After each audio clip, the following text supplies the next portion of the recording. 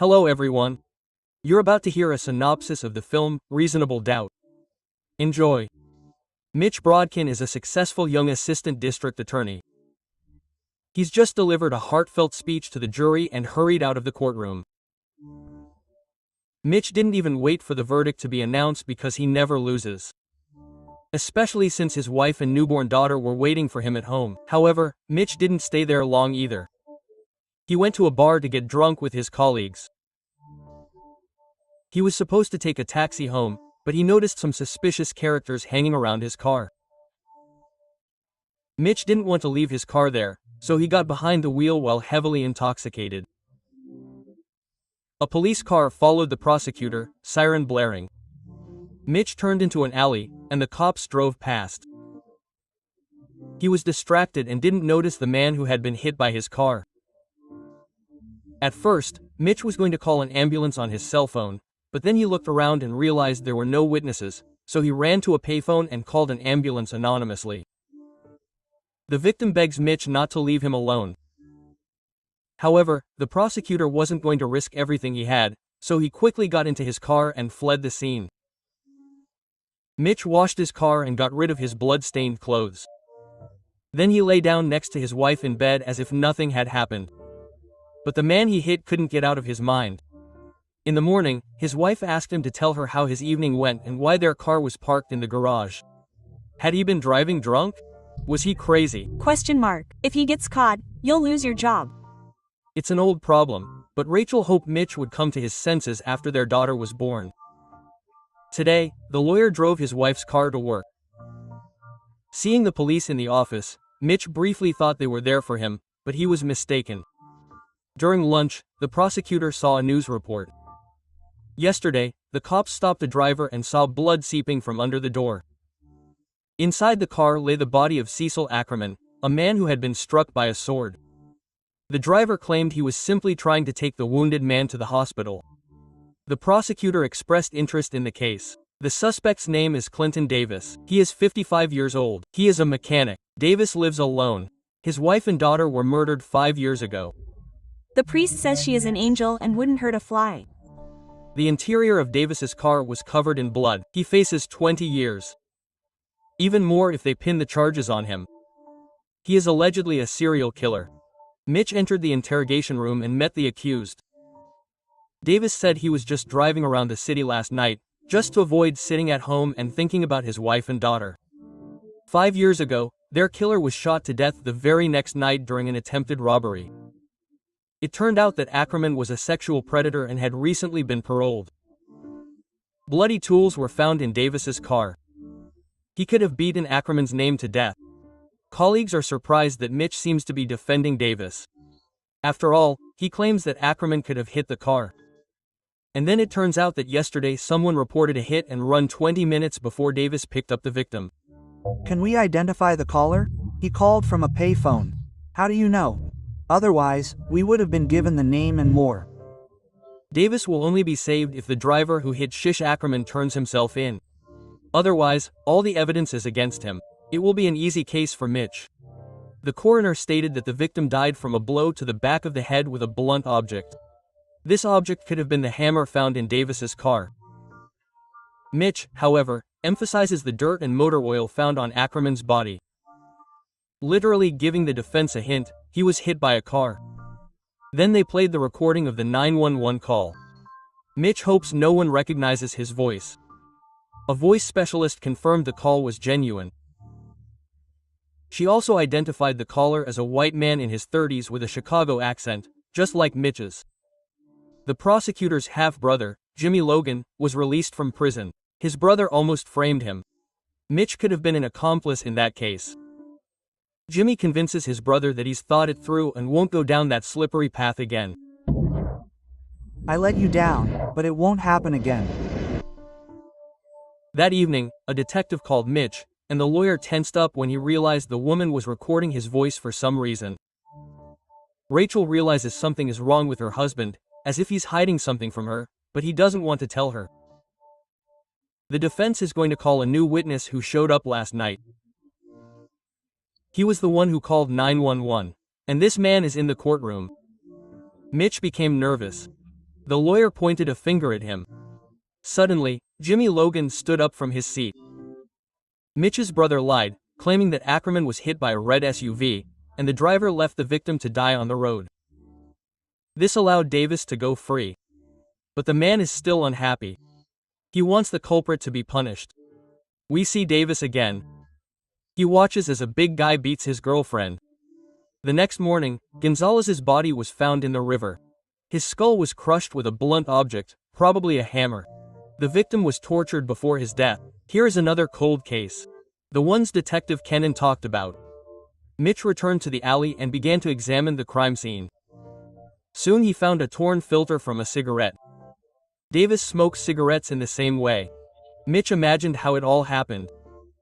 Ackerman was hit by his car while fleeing from a serial killer. Davis waited for Mitch to leave the scene and then finished off his victim.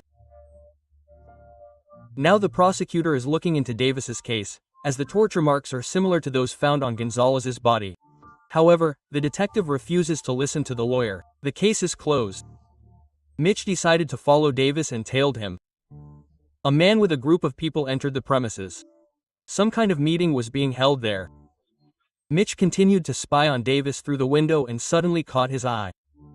That same night, Davis showed up at his home with a hammer. Fortunately, it was just a nightmare, although the garage door was inexplicably ajar. The hammer and a couple of other tools were missing, along with a message left behind.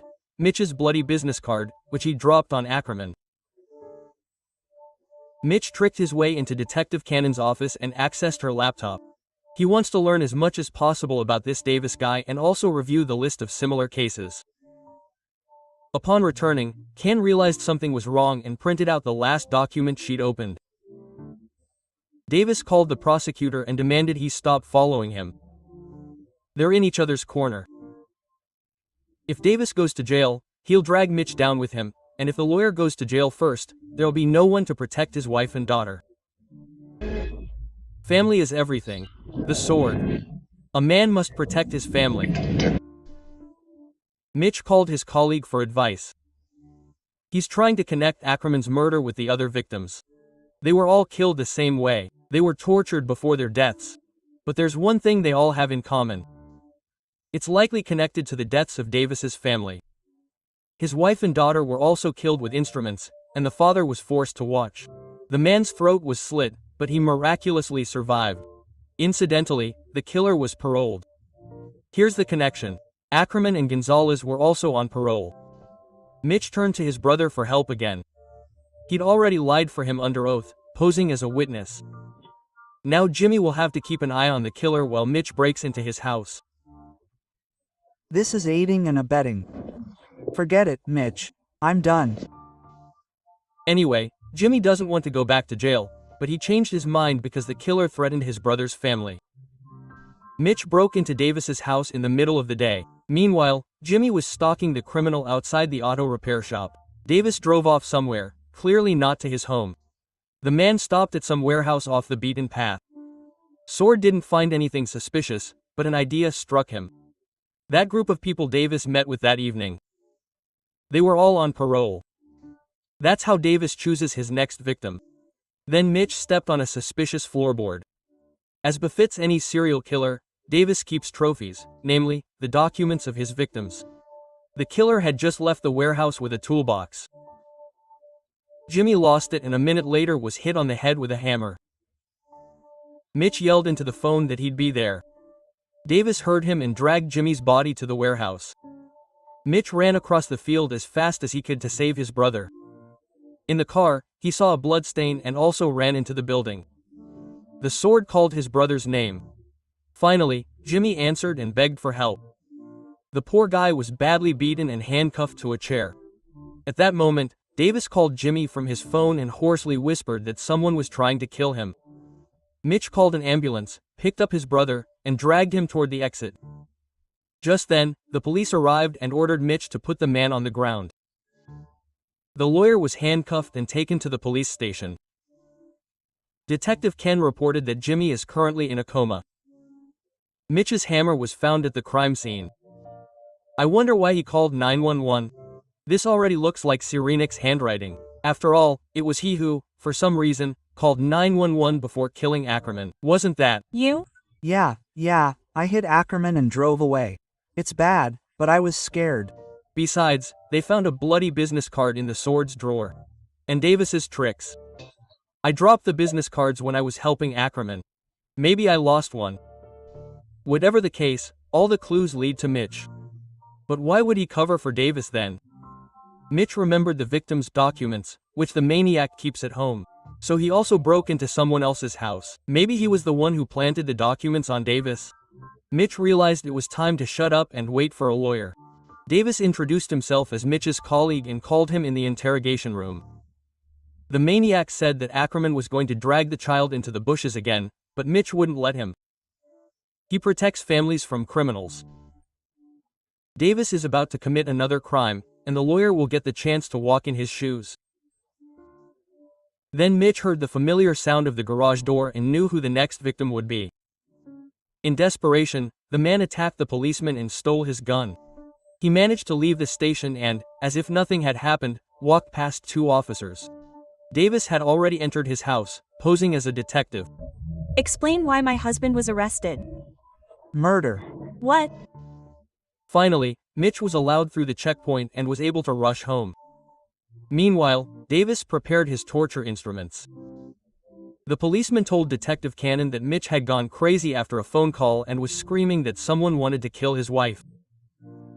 Luckily, Rachel caught sight of Dill Davis and realized that her guest was deceiving her. The woman lured the killer into the garage and locked him in there. She hid the child in the closet. Unfortunately, this didn't delay Davis for long, but his husband arrived just then. Mitch pointed a gun at Davis, but Davis used his wife as cover, so he had to submit to the maniac and drop the gun at his feet. Rachel handed the gun to Davis. I've Protected other families. Who will protect your sword now? You, quote. Davis admitted that he regretted not dying with his family that day. The killer wounded Mitch. Now he will watch his loved ones die. Rachel begged the maniac to stop, but his wife begged him too. It didn't help her. Fortunately, Davis failed to carry out his horrific plan. Detective Cannon blew the maniac's brains out before he used the knife. Jimmy came out of his coma and came to meet his brother's family. After all, Mitch had been hiding from his wife the whole time that he had a criminal brother. Everything ended well for this family.